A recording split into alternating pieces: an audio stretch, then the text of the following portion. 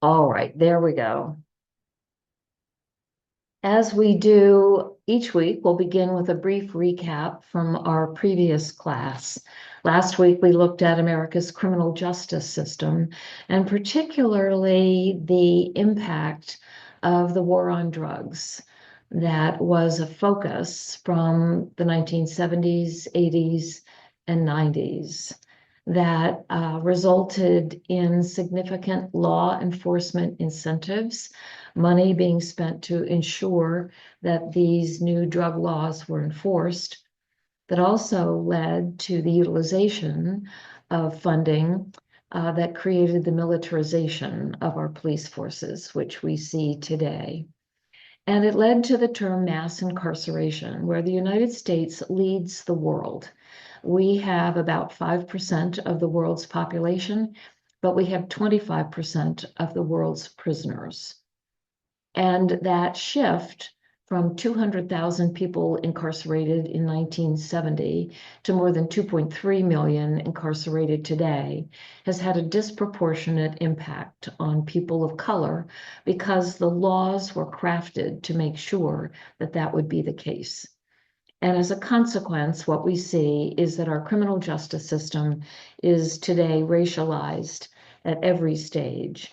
And we have been seeing in recent years increasing instances of individual police violence exercised against unarmed Black, particularly men. But we turn our attention to voter suppression. And we're going to begin by looking at a historical framework of our voting rights for the country as a whole. And then the path to representation for African Americans that began after the Civil War. And then, as we so often see, the reactive backlash that has occurred and the adaptive tactics that have been implemented by the white majority over the course of nearly 100 years until the passage of the pivotal Voting Rights Act of 1965. And we'll talk in greater detail about that in a few minutes. But then we will once again view a backlash that is represented by the ongoing assault on voting rights, particularly for people of color. I may have mentioned in an earlier class that Carol Anderson, professor of African American Studies at the University of South Carolina, has written a book called White Rage. And her premise is that every time African Americans make some sort of advance, be it economic or voting, whatever it might be, there is an inevitable backlash, an attempt to take away those rights and to reassert white supremacy as the ruling principle. And we clearly are seeing that in voting rights in our country. So we'll look at the historical framework of voting rights, beginning with the Declaration of Independence and then the United States Constitution, followed by a series of constitutional amendments. The founding documents, we begin with the Declaration of Independence, where Thomas Jefferson wrote that governments are instituted among men. I'm sure he meant to include women, he just forgot or ran out of ink. Anyway, governments are instituted among men, deriving their just power from the consent of the governed. And so our system says that the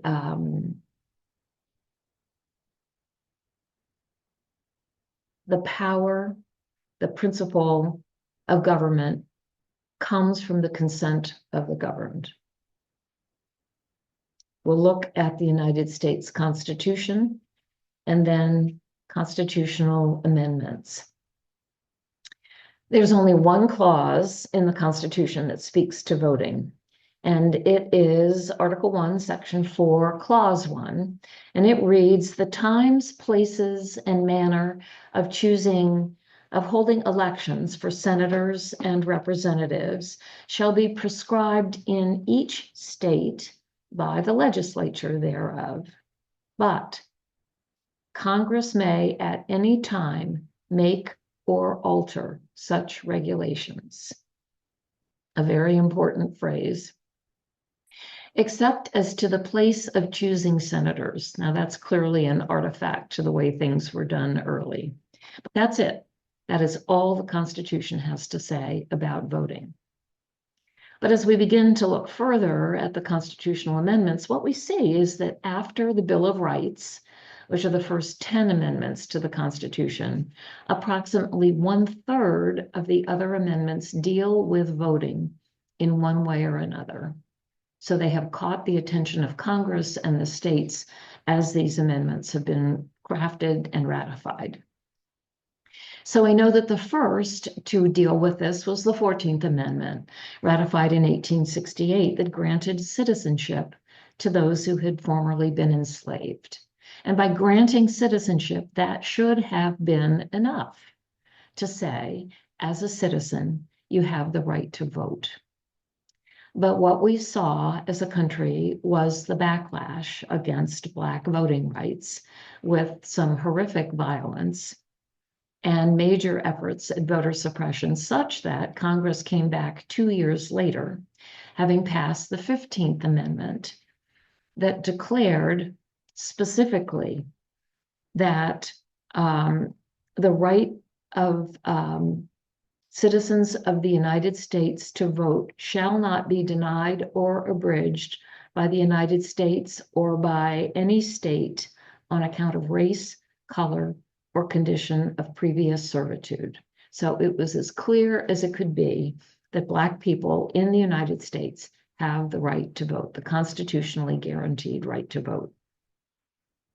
So from an amendment standpoint, things kind of calmed down for about 50 years until those pesky women raised such a fuss. And finally, in 1920, the 19th Amendment was ratified that gave women the right to vote. So barely 100 years ago. Kind of stunning if you think about it. And then no more voting-related amendments until 1961, when pressure was applied to enable the residents of the District of Columbia to be able to vote for president and vice president. The residents of DC do not have any senator or representatives in Congress, but the 23rd Amendment in 1961 said that indeed those citizens living in DC were given the right to vote, and they were granted, DC was granted 3 electoral votes, which is the same number that Delaware has. Then 3 years later, what Congress found was that although poll taxes had been outlawed by law, states were continuing to charge these poll taxes to particularly Black people seeking to vote. And so embedded in the Constitution as an amendment is the fact that poll taxes are outlawed.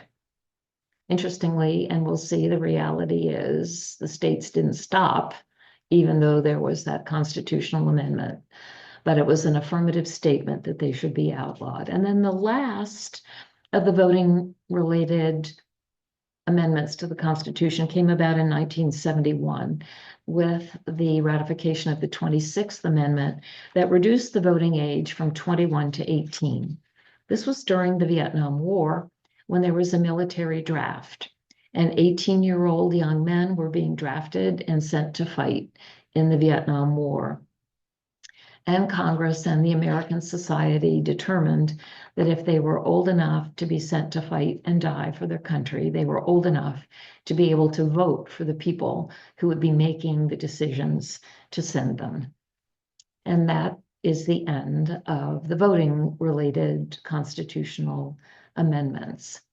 But an additional law was passed that is not a straight line and does not, in fact, deal with African American rights to vote, but I think it's very illustrative of the view of the white majority in our country. The Snyder Act of 1924 declared for the first time that Native Americans are citizens of the United States. those who were here first, as of 1924, were declared to be citizens and therefore, one would presume, eligible to vote. But as in previous circumstances, states passed a wide array of laws that made it difficult, if not impossible, for Native Americans to vote.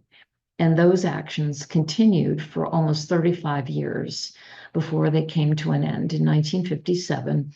And for the most part, Native Americans had the right to vote, but we're going to see how that was reshaped in recent years.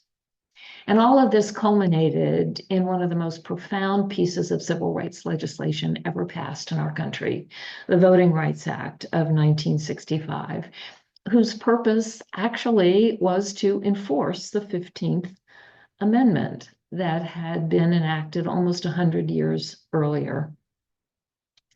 And it revolutionized voting in the United States, particularly for people of color. So we see how the path to representation for African Americans began in 1865 when the slaves were freed by virtue of the 13th Amendment, sort of, except when convicted of a crime. And we know that story. That the citizenship conferred in 1868 would have said you can vote. And then the amendment in 1870 affirmatively said you do have the right to vote. And that meant representation at last. That first year after the 15th Amendment was ratified, Black voting turnout was nearly 90% across the country. Now, if you've looked at voter turnout rates in recent years, we haven't come anywhere close to that. But those Black citizens who had been enfranchised and able to vote took that responsibility seriously. And that year, they elected 600 Black state legislators, 18 Black state executives. The governor of Louisiana, who was elected, was a Black man. That's the last time that would happen until 1960, almost 100 years later. And 18 US congressmen and 2 US senators were Black men elected in that year. And these new representatives began working collaboratively with their white colleagues on crafting laws on finance, on charitable and penal institutions, on public schools. And it offered a ray of hope that we could have a representative government with everyone able to give their consent to be governed. But we have already seen some of the details about the violence as a form of voter suppression. Beginning right at the end of the Civil War in 1865 in Pulaski, Tennessee, the Ku Klux Klan was founded along with other smaller white supremacy organizations. 2 years later, in 1867, the Knights of the White Camellia was founded. And those two groups were secret white supremacy organizations. So their adherents wore hoods. They disguised their appearance because these were secret societies. But within 5 or 6 years, the sense that that needed to be secret had kind of disappeared. And so in 1874, the White League was founded, and in 1875, the Red Shirts. And these were very public, active white supremacy organizations that employed violence, much of it targeted at keeping Black people from voting. You may recall this graphic from week number 2, and we know that this represented the number of lynchings that took place during the Reconstruction years while federal troops were in place to enforce the law. We know that of the ones that the Equal Justice Initiative had identified, 34 of them were mass lynchings, and a significant number of those were focused on keeping Black people from voting. So in 1868, in Camilla, Georgia, a white mob attacked Black residents who gathered to protest attempts to keep them from voting and killed at least 7 people. In Bossier Parish, Louisiana, that same year, white mobs terrorized the Black community in widespread attacks that led right up to Election Day and killed at least 162 Black prospective voters. In McDuffie County, Georgia, that year, a Black man named Perry Jeffries, his wife, and 4 of their sons were attacked and lynched by white mobs who were targeting Mr. Jeffries because he voted. We know that there were hundreds of such attacks. And so all of this led to the election of 1876, when Samuel Tilden, governor of New York, came within 1 electoral vote of winning enough to be declared president in his contest with Rutherford B. Hayes of Ohio. But 3 of the states had not submitted their electoral votes. And so a national organization made up of representatives of Congress and the Supreme Court formed a 15-person commission to decide the results of the election that year. And they concluded that they would offer the presidency to Rutherford B. Hayes if he would promise to end Reconstruction and withdraw the troops. And he did promise to do that. And they named him President of the United States. All the troops were withdrawn. The federal troops were withdrawn from the South, and the Southern states were free to proceed with their own priorities and their own goals. We know that in 1890, the state of Mississippi held a constitutional convention, and its sole purpose was for no other purpose than to, quote, eliminate the N-word from politics. Let the world know it just as it is. The new state constitution required that in order to register, potential voters had to be Mississippi residents for 2 years. They had to pay an annual poll tax that was retroactive to the year they turned 21. And they had to pass an elaborate literacy test requiring an applicant to read and interpret a section of the state constitution that was chosen by a local white official. And so the white official would typically choose a simple declarative sentence for a prospective white voter to read and interpret. While this constitutional convention wrote into the Constitution a number of lengthy clauses that were intentionally unintelligible. They didn't say anything. And those were invariably the clauses that the prospective Black voters were required to read and interpret when no interpretation was even possible. And of course, as of 1865, it was against the law most everywhere for Black people to know how to read or write.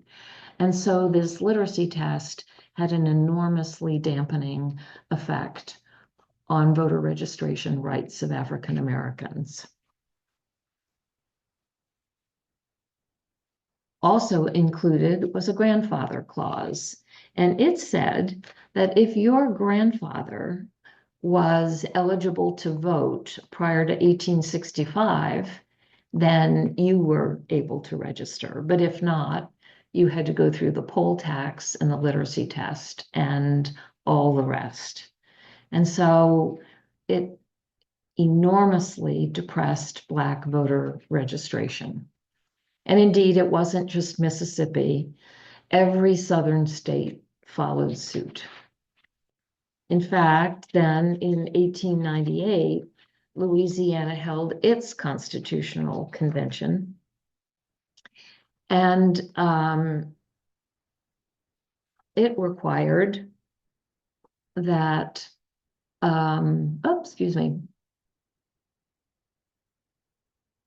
its goal was, quote, to establish the supremacy of the white race. After that Constitution was adopted that year in 1898, the number of registered Black voters dropped from more than 130,000 to 5,320 by the election of 1898. And by 1904, there were only 1,342 Black citizens registered to vote in Louisiana. And because the other Southern states adopted the Mississippi Plan, by 1910, no Southern Black person could vote anywhere in the South. And as things began to change and maybe lighten up just a little, and maybe some of the regulations were relaxed, by 1940, the start of World War II, only 3% of Black people in the Southern states were registered to vote. But there were some Black citizens beginning to register, and they were able to vote in primaries to help select the candidates. And so Mississippi, followed by all of the other Southern states, implemented something known as the white primaries. And that said that the Democratic Party passed laws that said Black people could not be members of the Democratic Party. And so as a consequence, only white people could vote in the primaries. And because the candidate selected in the primary was virtually guaranteed to be elected, it kept Black people from having any say in who might be representing them.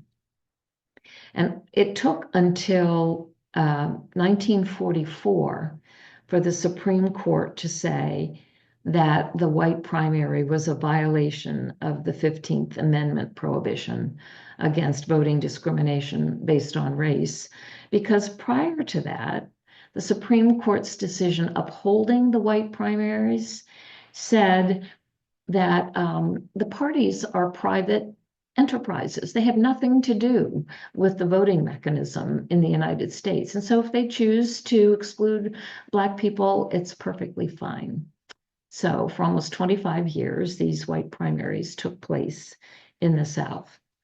And even once the Supreme Court overturned white primaries, the state of Texas established a private association from which African Americans were excluded, and the members of that association held pre-primary elections to select the candidates for the primaries. So there was simply no end to the actions that the states would take to make sure that Black people had no voice in their own representation. And those Texas pre-primaries continued in effect until 1953. In addition, there were significant actions of intimidation and violence. Here is an editorial cartoon, an editorial drawing from the Miami Herald in 1940, just in case you had any question as to was it safe to vote or not. But it wasn't just violence per se. A major tactic that was employed was the eviction of sharecroppers. You may recall after the Civil War, Black people, for the most part, could not own land, and they operated as tenant farmers, working for the landowners with an agreement about the sale of the crop and who owed whom what. And so as a consequence, the vast majority of Southern Black people were sharecroppers. And so what the states began doing when these Black sharecroppers would seek to vote is that they would be evicted from their homes. So as late as 1960, 1,400 African Americans registered to vote in Fayette County, Tennessee, and about 700 of them were evicted from their homes. Throughout the 1950s and 1960s, scores of families were evicted from plantations throughout Mississippi. White landowners in Greene County, Alabama, evicted at least 75 Black families that year, and more than 40 Black families were evicted in Lowndes County, Alabama at Christmas 1965. So these evictions were part of a systemic plan to thwart civil rights activism and prevent Black people from voting. Black men and women who registered to vote were required to provide the names of their employers, who could then be notified. Newspapers printed the names of Black people who attempted to register, and white citizens councils distributed voter lists to white merchants who denied basic necessities and employment to African Americans who registered or even tried to register to vote. Many of these evicted families were forced to live in tent cities that sprang up throughout the South. In communities that most closely resembled refugee camps, entire families sheltered in fabric tents that froze in the winter with no running water and one outhouse for dozens of people. Then white segregationist night riders would terrorize the camps, firing guns into the tent cities in the middle of the night. And so during this era, many African Americans were made to choose between exercising their rights and protecting their families from homelessness and violence. And so the resistance to the terms of the 15th Amendment grew stronger and stronger. And reinforced by the power of the civil rights movement of the 1950s and 1960s, Congress came to realize that the white people in charge were not simply going to allow Black citizens to vote, that there needed to be legislation passed to enforce the 15th Amendment. And that piece of legislation was the Voting Rights Act of 1965. It had three key sections. Section 2, the language itself closely followed the 15th Amendment. In essence, it said, this is why this law, because of this constitutional amendment. Section 4 created a formula for identifying jurisdictions across the country. These could be states, cities, counties that had a history of racial discrimination in voting. And the Voting Rights Act provided that Congress could update and rewrite that formula to determine what jurisdictions were covered by the Voting Rights Act of 1965, because it was designed to focus on those areas actively involved in keeping Black people from voting. And there was a formula. Then Section 5 said that any area targeted by this formula cannot make any change to its voting laws without pre-clearance from the Department of Justice. Because what had been happening before this was that states would change their laws to be more repressive, and if you didn't like it, you could file suit, and it would work its way through the courts. But this proactively said these jurisdictions cannot make any change to their voting laws without getting pre-clearance from the Department of Justice. It also provided that this law had to be renewed every 5 years. And so in 1970, Congress voted to renew the Voting Rights Act for another 5 years. In 1975, Congress said, well, that's a pretty short period of time. Didn't we just do this? So that year, they voted to renew the Voting Rights Act for 7 years, and they updated Section 4 to more accurately and currently define the jurisdictions that were being discriminatory. In 1982, when it came up for a vote again, Congress said, we keep doing this, let's renew it for 25 years. And so they did. When it came up again in 2006, Congress overwhelmingly reauthorized the law for another 25 years.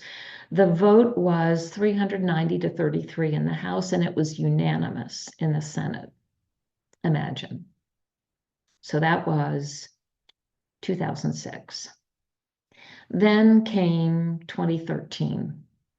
when Shelby County, Alabama, filed suit against Eric Holder, the Attorney General of the United States, challenging the constitutionality of the Voting Rights Act. And the Supreme Court, in its infinite wisdom, struck down Section 4.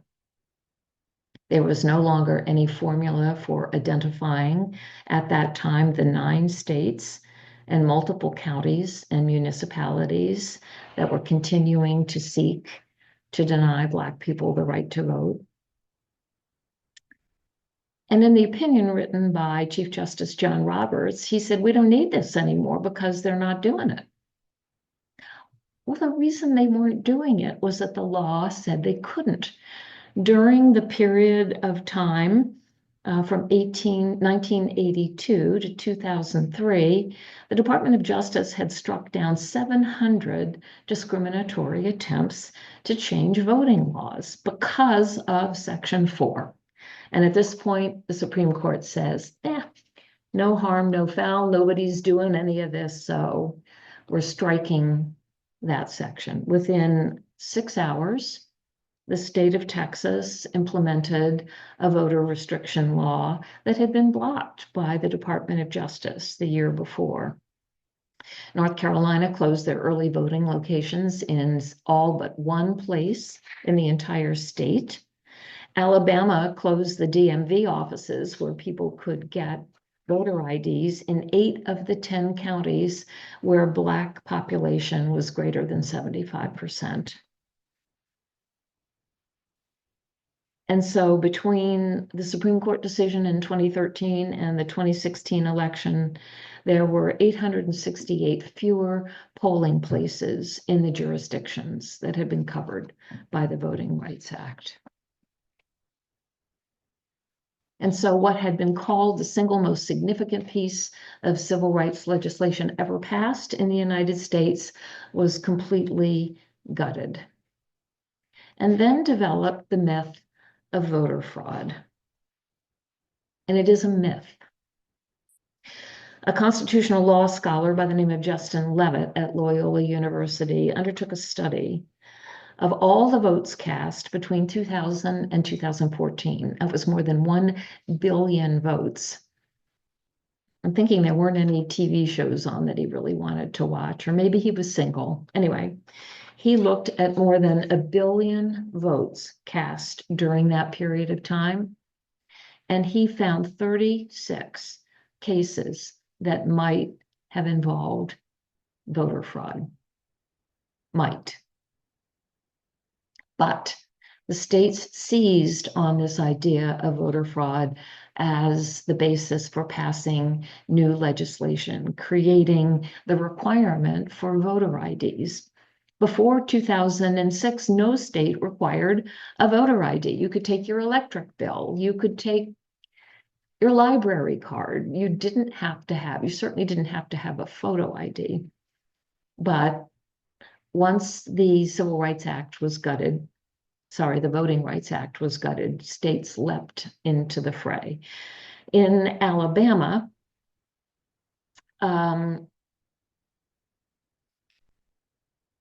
everyone who lives in public housing in the state is given a government issued photo ID as a resident of public housing. That government issued photo ID is not valid to prove who you are so that you can vote. In Georgia, they eliminated 12 types of IDs that had been acceptable, and they substituted 6 types of government issued IDs where you had to go to a government agency, probably pay a fee to get an acceptable ID. In Indiana, there had not been a single instance of voter fraud in the state's history, but they passed a law that said you have to have a birth certificate in order to get a driver's license or a state ID. There are other states that do that. But in Marion County in Indiana, which is home to almost 250,000 African-American citizens, they required the driver's license as proof of ID to get a birth certificate. In North Carolina, Governor McCrory focused on fraud. The North Carolina Board of Elections analyzed almost 5 million votes in 2016, and they found one vote that a voter ID might have prevented. And then the legislature ordered that they gather data on the IDs that white people are likely to have and those that Black people are likely to have. And then they said the valid voter IDs are the ones that white people are likely to have. And when that law was appealed to the Fourth Circuit, the judge there ruled that the law was unconstitutional because it targeted African Americans with, quote, almost surgical precision. Back to our population of Native Americans, in the state of North Dakota, the Supreme Court there made a decision that a voter ID had to have a street address on it. But the IDs that Native Americans get who live on reservations only have post office box numbers. There is no street address. And so the IDs that the government issues for them don't count for voting. And Texas, love Texas. One of the laws there is that a concealed carry gun permit is qualified as a voter ID, but a student photo ID is not. You need something in addition. And so all of these rules targeted people of color. Then states began voter roll purges, taking people's names off the voter rolls. Millions of voters were removed from voter rolls during this period of time. Ohio removed 2 million voters in the 5 years between 2011 and 2016. And the National Voting Registration Act in place says that you cannot remove people from voter rolls just because they didn't vote. Voting is not a use it or lose it right in the United States. So you may not have voted in the last election or the one before or the one before, but simply not voting is not reason enough to remove you from the voter rolls. And yet that is precisely what the states began doing. If you did not vote in the last election, we're kicking you off the voter rolls. And what that means when you go to vote, your name's not on the list, and there's a process for dealing with that. Maybe you have to fill out a provisional ballot. It makes it really hard. And if you don't know that that provisional ballot is a possibility and they tell you you're not on the rolls, many people just leave and don't vote. The state of Kansas developed something called the cross-check program. Because Chris Kobach there decided that he was single-handedly going to take this on. He just knew that there were millions of people in the United States who were registered to vote in multiple states, and they were voting in multiple states. And so the cross-check program sought to match first name, last name, and date of birth across the country. And if the same information appeared in 2 different states, then that voter would be removed from both rolls because clearly they were trying to cheat. Now, the fact that they lived in one state last year and moved to another state was not considered in the process. The other thing is that there are a lot of states that don't capture date of birth. And so there's no match on that. So a simple match of first and last names is all that's necessary. And one of the things that Carol Anderson has pointed out is that there are certain last names within the African American community that are extraordinarily common, one of them being Washington. And so you can get enormous numbers of matches on names that don't mean that it's the same person at all. But this cross-check program removed hundreds of thousands of people from voter rolls. We saw during this time period that there was discrimination against minority precincts. States would reduce the number of polling places. They would limit the number of dates that people could vote, early voting. And they reduced the number of resources that were available to these minority precincts. And a really interesting example came about in the election of 2000. Perhaps you remember that. It was Al Gore versus George Bush, and the situation in Florida. As the election was approaching, election officials saw that year, 16% of registered voters in Florida were Black, up from 10% in 1996.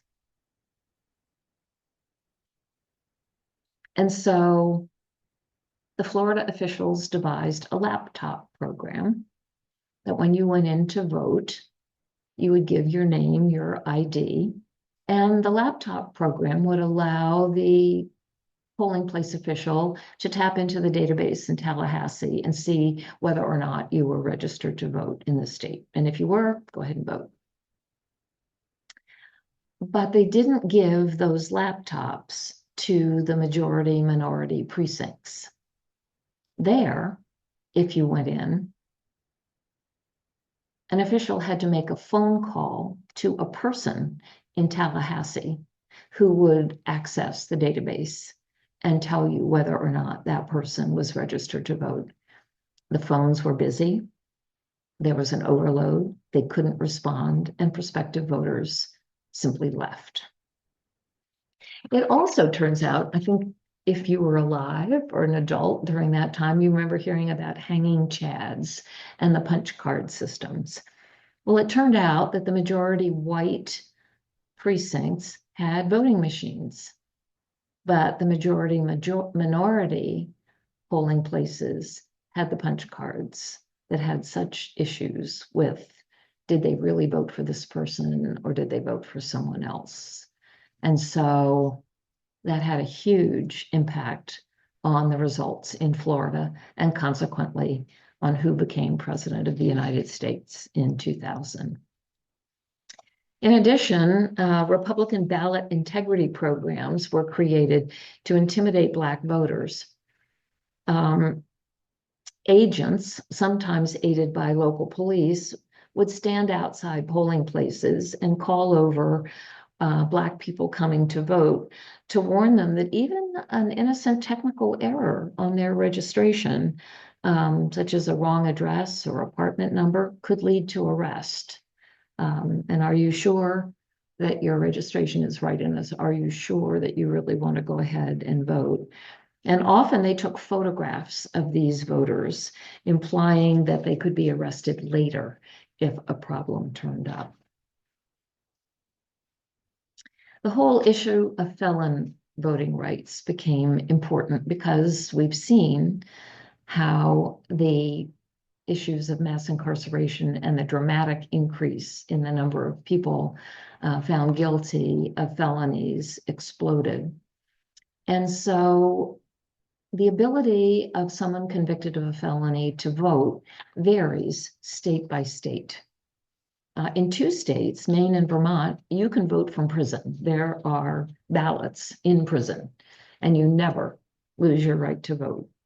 In 14 states, including the District of Columbia, you lose your right to vote while you're incarcerated, but the minute you're released from prison, your right to vote is restored. And that's a pretty clear line of demarcation. They may not tell you you can vote, but you could vote before you were incarcerated, and when you leave, you can vote. But 21 states, you lose the right to vote during your incarceration and during parole and probation. Then they automatically restore your right to vote, but they don't tell you that. It's a secret. And then in the final 13 states, you lose your right to vote indefinitely. Either you have to be pardoned of your crime by the governor, or in one state, the 2 houses of the legislature have to pass a bill with your name on it, saying that your right to vote has been restored. And so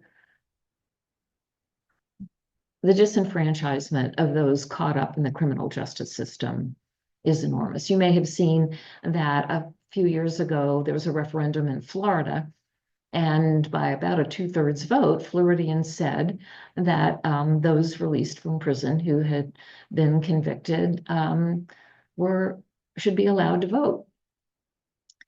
But the state authorities were aghast, and so they passed a law that said, well, only after you've paid all of your fines and fees and bills. And oh, by the way, there's no database that you can access to see if you owe any money. So you probably don't want to take a chance of going back to prison for voting when you shouldn't. In fact, a young Black woman in Mississippi, I believe, was sentenced to 5 years in prison. She had been incarcerated for bank fraud, released, went to vote with her cousin, and was charged and convicted and sentenced to 5 years in prison for voting when she wasn't allowed. We know that gerrymandering has had a huge effect on representation. There are safe seats. There are places where there's no opponent. There's no point. An opponent wouldn't have a chance.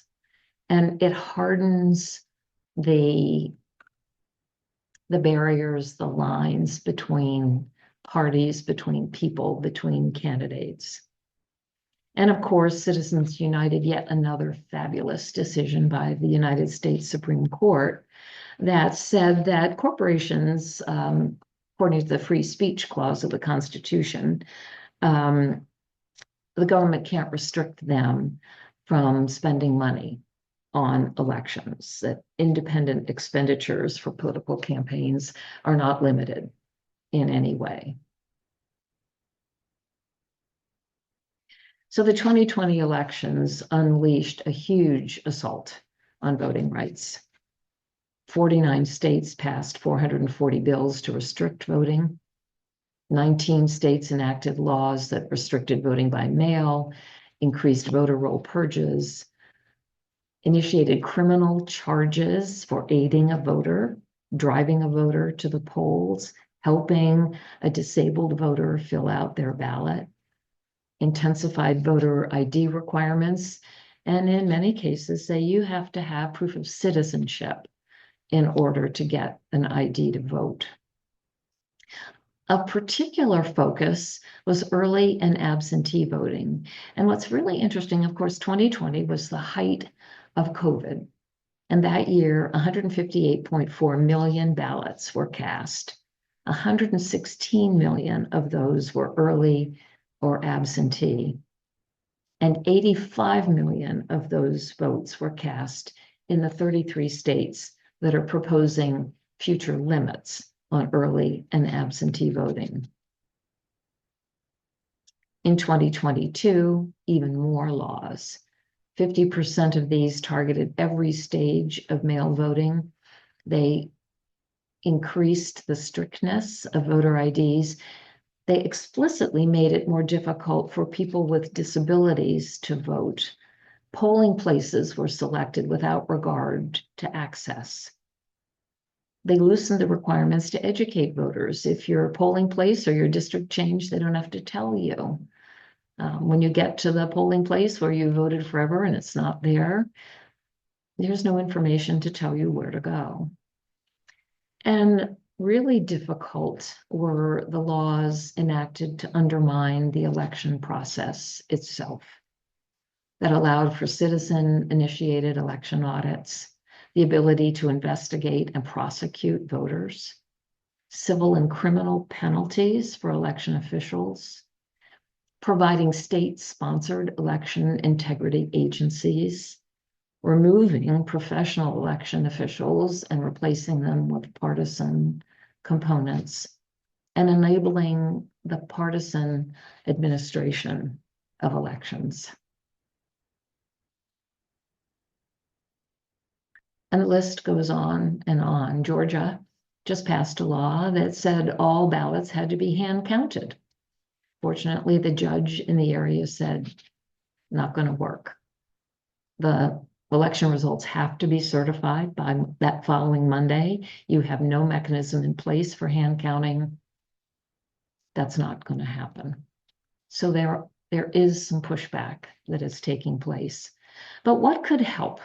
Certainly automatic voter registration. Everyone, as they turn 18, are registered to vote.